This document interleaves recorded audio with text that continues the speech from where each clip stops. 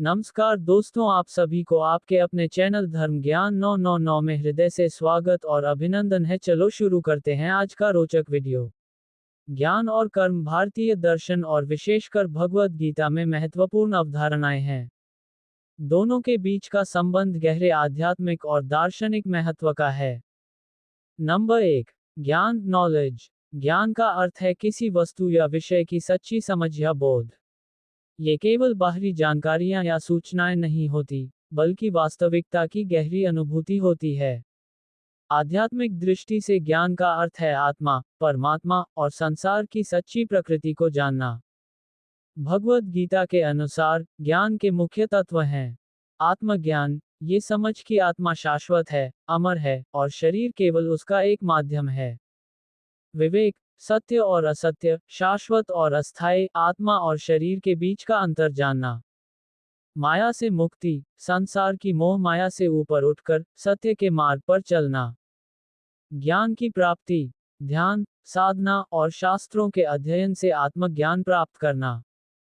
ज्ञान मनुष्य को अज्ञानता, मोह और अहंकार से मुक्त करता है और उसे मोक्ष या आत्म शांति की ओर अग्रसर करता है। नंबर 2। कर्म एक्शन। कर्म का अर्थ है कोई भी कार्य, क्रिया या गतिविधि। ये केवल शारीरिक क्रिया तक सीमित नहीं है, बल्कि मानसिक, वाचिक और भावनात्मक कार्य भी इसमें शामिल होते हैं। भगवद गीता में कर्म 3 मुख्य प्रकार के बताए गए हैं। सकाम कर्म, जो कर्म स्वार्थ, लाभ या इच्छाओं की पूर्ति के लिए किए जाते हैं। निष्काम कर्म, जो कर्म बिना किसी फल की आकांक्षा के किए जाते हैं।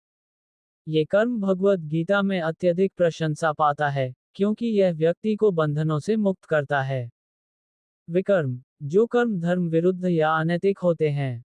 कर्म का मूल सिद्धांत है कि प्रत्येक क्रिया का एक परिणाम होता है, जिसे कर्म का फल कहा जाता है। अच्छे कर्म सकारात्मक परिणाम लाते हैं, जबकि बुरे कर्म नकारात्मक परिणाम लाते हैं। कर्म के अनुसार ही व्यक्ति को पुनर्जन्म और उसका भविष्य मिलता है। ज्ञान और कर्म का संबंध। भगवद गीता के अनुसार ज्ञान और कर्म दोनों आवश्यक हैं। केवल ज्ञान प्राप्त कर लेना पर्याप्त नहीं है, और केवल कर्म करना भी नहीं।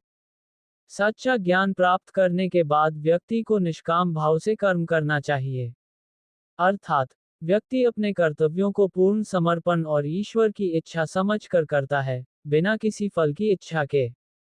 कर्म योग का सिद्धांत इसी पर आधारित है, जहां व्यक्ति कर्म तो करता है, लेकिन अपने कर्मों का फल ईश्वर पर छोड़ देता है।